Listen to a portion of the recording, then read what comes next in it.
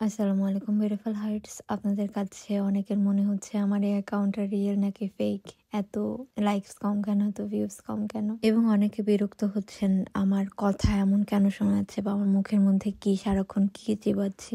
তাদের উদ্দেশ্যে এই ভিডিওটা।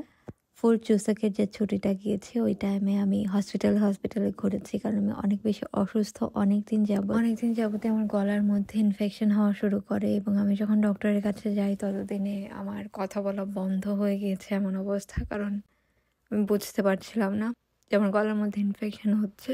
এবং ফুল চুসাকের ছুটিটাতে আমি বারবার হসপিটালে গিয়েছি, ট্রিটমেন্ট নিয়েছি। এমন অবস্থা যে আমি লিখে লিখে রিদুকে জানাচ্ছিলাম আমার যখন যেটা দরকার, কথা বলতে পারছিলাম না।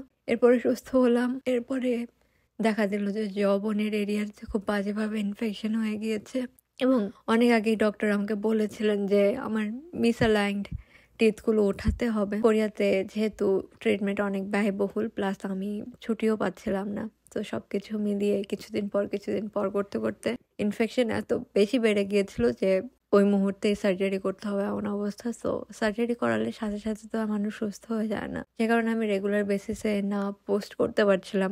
আগে যা ভিডিও করা ছিল সেগুলোই আমি পোস্ট করছিলাম মাঝে মাঝে, যতটুকু পোস্ট না করলেই না।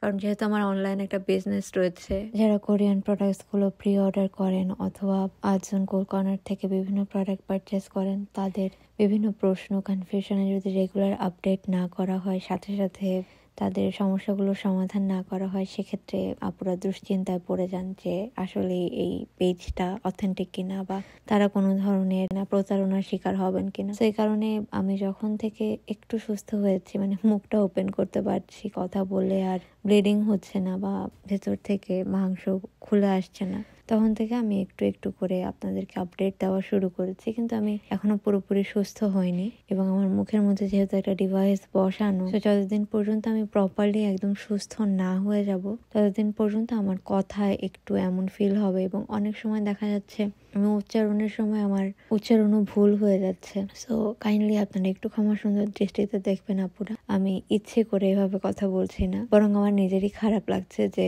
আমি স্বাভাবিকভাবে অনেক দিন যাবৎ কথা বলতে পারি না।